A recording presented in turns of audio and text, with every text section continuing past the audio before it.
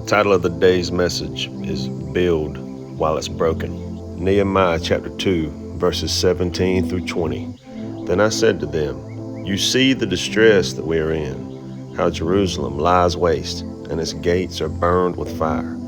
Come and let us build the wall of Jerusalem, that we may no longer be a reproach. And I told them of the hand of my God, which had been good upon me. So they said, Let us rise up and build. Then they set their hands to this good work. This verse refers to Nehemiah with the conviction of rebuilding the walls of Jerusalem. Have you ever stood in the middle of something that is broken, or it felt broken? It may be that feeling of being overwhelmed with something that just seems like it's too much. It may be a situation where it's your life. It might be a situation that you're in at work. It may be your family. It may be something with church. It may be something with the community, but it just seems like it's too far gone to have a chance of being rebuilt. You know, a lot of times when things get that way, people walk away. When things get that way and it seems to be too much, walking away seems to be the way to go with some people, as opposed to rebuilding what's broken. And I think it's in those moments where God truly finds out who people are. And I think people find out who they really are.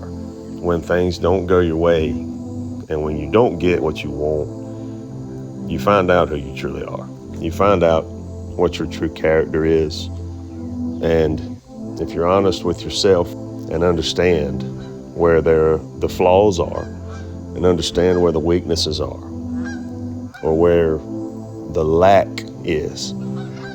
If you're honest with yourself, you can understand where you need to grow. And God will show you the way to do that. God will show you and help grow in the area that you need growing. But the first step of growth is understanding that it is broken. Nehemiah stood in that place. The walls of Jerusalem were down. The gates were burned.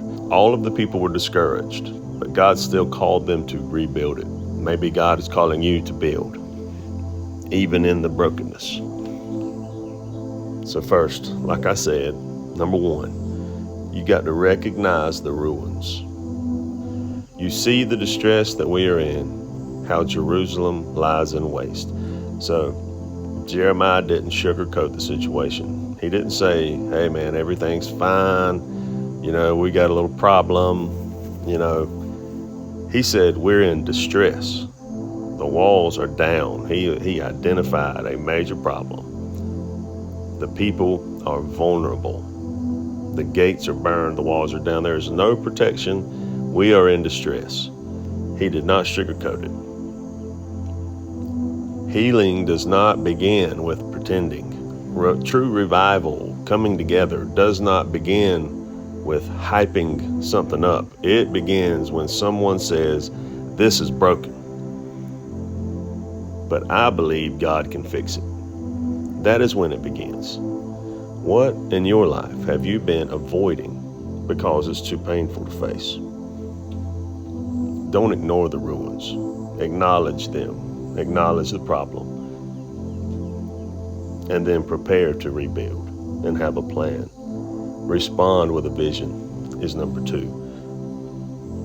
Come and let us build, as he says. In the middle of the ruins, Nehemiah didn't just point out the problem. He invited the people to step in. He invited the people to believe in themselves and to step in with purpose. Anyone can talk about what's wrong. So many people can point out what's wrong with the situation. But God isn't looking for people to point out what's wrong. He is looking for people that's going to build. He's not looking for critics. What does a critic do? Nothing. We're looking for builders. We're looking for people with answers. We're looking for people with solutions, ideas of growth. Not just people who are going to criticize what's wrong with no idea or no hand in helping.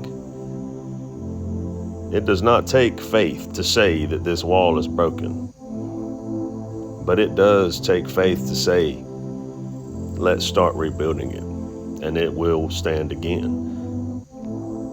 You may not be able to fix the whole world, but you can fix your wall. You can fix your home. You can fix your street. You could even fix your school.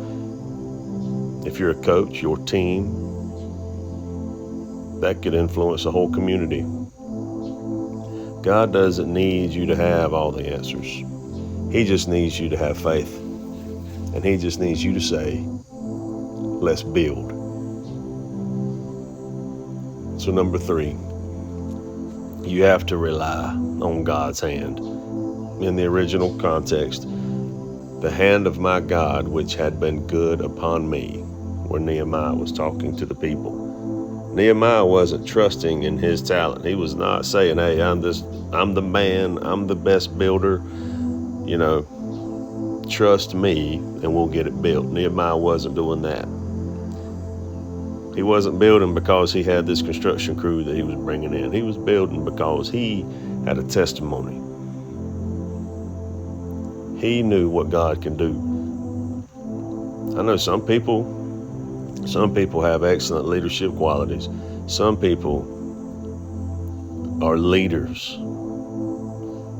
but you don't feel qualified to lead. Some of you don't feel qualified to lead. You don't feel qualified to love.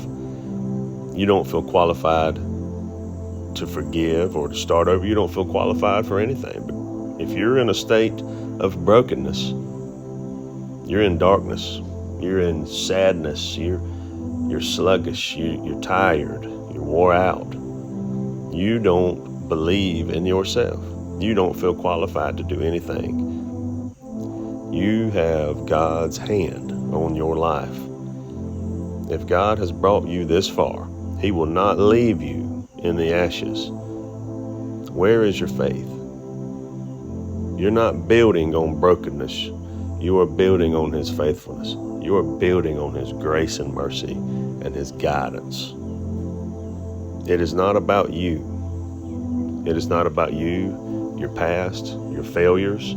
It is not about anything like that. It is about your relationship with God, your faith in God's mercy, and your faith that he will guide you to what you need to do. He will guide you into your purpose, whatever that may be. But it is time to rely on him. It is time to get back to the basics. Number 4, we rebuild with unity. Let us rise up and build, is what Nehemiah said. Now here's where I really like this. I really feel like this is where it gets real. Nehemiah didn't say, I'll do this alone. He didn't say, hey, I'm gonna build this wall. Y'all help me. He didn't say, through my knowledge, we're gonna build this wall. No, he said, let us rise up and build. Us, we. The miracle wasn't just in the bricks. The miracle was not just about the wall being built. The miracle was when the bond between the people was formed. The bond between the people became the wall. They came from different places. The people came from different tribes, different backgrounds. Everybody had a different story. But now,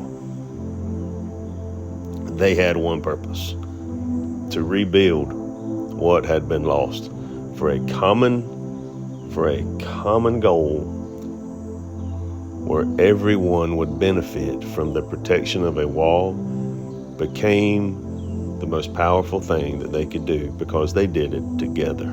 They did it as us together. And that's what we need today. Not just people who can shout, not just people who can shout, on Sunday, not just people who can get up and go to church on Sunday, but the people who will link arms on Monday. People that's going to take what they hear and apply it to their life. We don't all need to look the same. We don't all need to think and vote and live in the same neighborhood. We don't have to do all that to be together. But we do need to say with one voice, let us rise and build. Unity doesn't mean uniformity. It means we choose the mission over division. Our common goal together is more important than anything else. Number 5, resist the mockers. Nehemiah said, they laughed us to scorn. What is this thing that you are doing? Whenever you start building something that matters, just go ahead and know.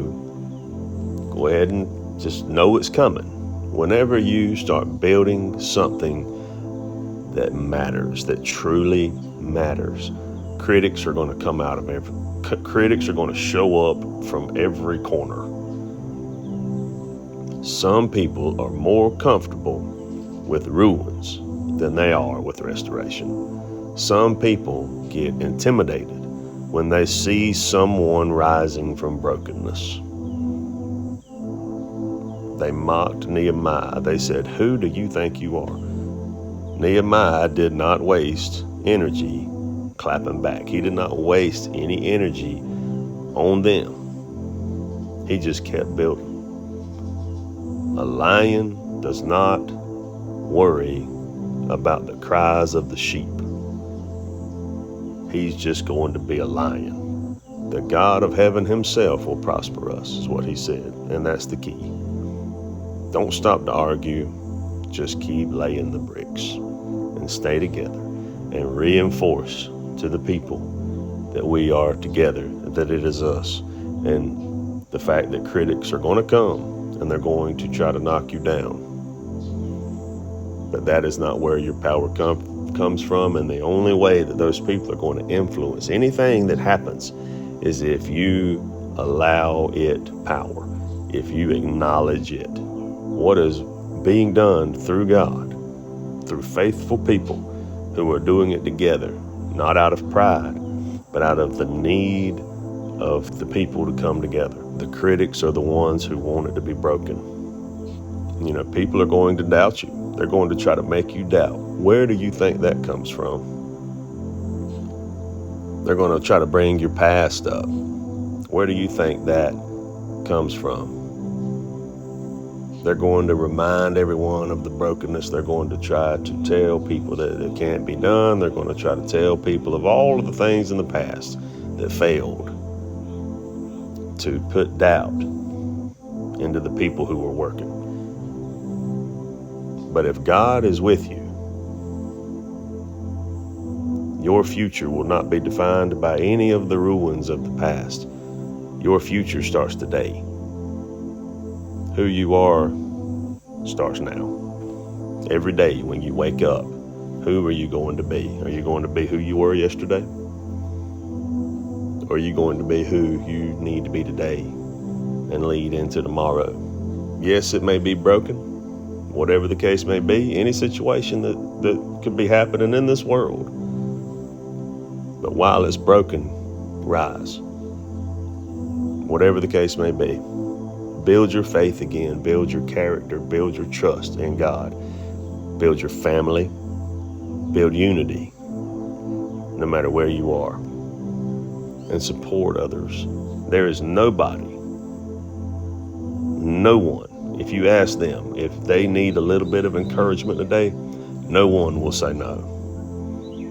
If someone says no, then pray for them because they're going through something very hard. And they don't want to admit it, or whatever the case may be. No one you walk past today does not need encouragement. Be an encouraging word to someone. God is giving you a vision and calling you to lead the rebuilding. So let us rise up and build together. This message is going to lead into a few other messages that we'll be doing in the future. And the whole key to the whole thing is what people remember and what people know. Talking about stories in the Bible, talking about people in the Bible. A lot of times, people know the person, and they have things that it says about them in the Bible, the stories, the events, and they have memories of that person, whether it be David or Joseph or Peter or Moses. And a lot of times, they know what happens in the beginning, and they know what happens in the end. But it's what happens in the middle that people don't talk about, because that part is hidden. That part doesn't get talked about as much. So that's what we'll be discussing later on in the future. Thank you for listening. If you would, please share this with someone. If this message put someone on your heart or made you think of someone, send this to them to encourage them. And if it was an encouraging word for you, I am thankful that I was able to share what was on my heart, because this is encouraging to me also. And thank you, and have a good day.